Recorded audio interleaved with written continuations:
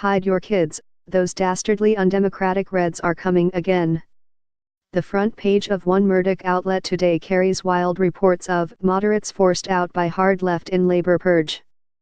What has actually happened is this: Labour is choosing candidates to stand as councillors in next year's local elections. In some cases, members have democratically decided that some sitting councillors should face an open contest. This happened automatically until a rule change last year. Calculating that they will lose to a left-wing alternative, some have stood down. Others have lost. This is not a purge. This is what is known as democracy. Labour's membership has the right to decide who will represent the party in elections, based on their record and politics. Take Haringey, as my brilliant colleague Aditya Chakraborty has exposed. The Labour Council there has tried to force through the privatisation of £2 billion of council housing, public buildings and land. On one estate, more than 1,000 social rent homes are to be demolished, with no provision given for socially rented replacements.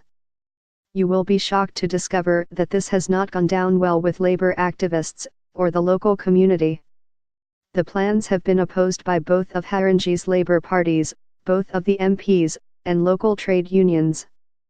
Members who object to these proposals have, in many cases, chosen not to reselect councillors who support them. Again, this is democracy in action. It will mean that after the local elections next May there will be a majority of councillors who oppose the plans, and then they can be stopped. Good.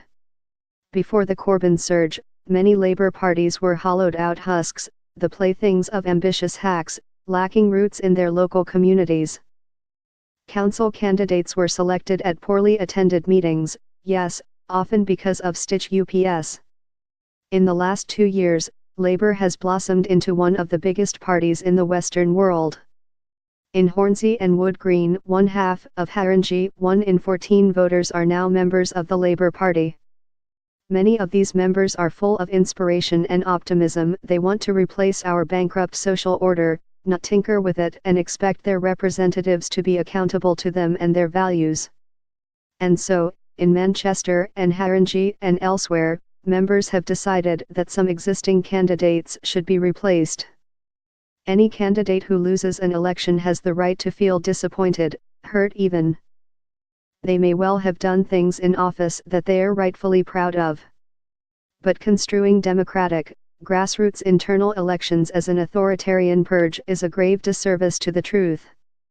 This is, again, part and parcel of a renewed media campaign against Momentum, portraying it as a group of sinister, extremist zealots intent on hijacking democracy. It bears no relation to reality. During the election, Momentum activists mobilized and campaigned for the most new Labour-sympathizing parliamentary candidates. The truth is this: the right-wing press, the Tories and the vested interests who fund and support them are terrified of Momentum. They know that Momentum's efforts in the general election, both online and on the streets, played a critical role in depriving the Tories of their majority.